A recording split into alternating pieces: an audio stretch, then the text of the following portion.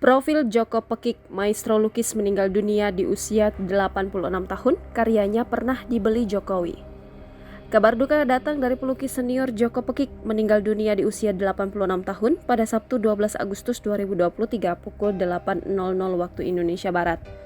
Kabar duka ini disampaikan oleh Butet Kartarejasa dalam Instagram miliknya. Saat dikonfirmasi Kompas.com, Butet membenarkan hal tersebut. Joko Pekik meninggal pada pukul 8 pagi. Diketahui, Joko Pekik merupakan salah satu pelukis Indonesia yang namanya cukup melegenda di masyarakat, khususnya di kalangan pegiat seni lukis. Joko Pekik lahir pada 2 Januari 1937 di Purwodadi, Jawa Tengah. Joko Pekik merupakan budayawan Indonesia dan merupakan maestro seni lukis.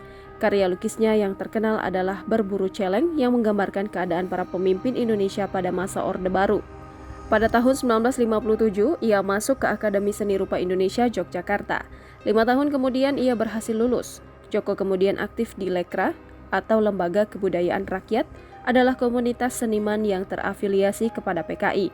Maka pasca peristiwa G30 SPKI, Joko turut dijebloskan ke penjara.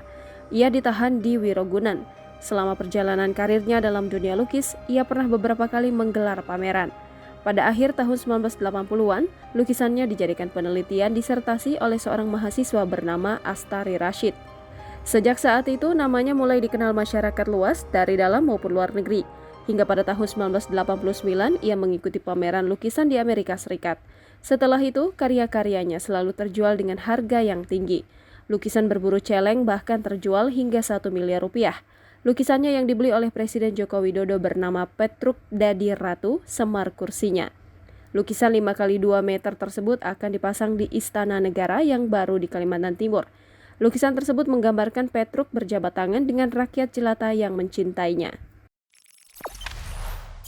Jangan lupa subscribe, share, komen, dan like ya!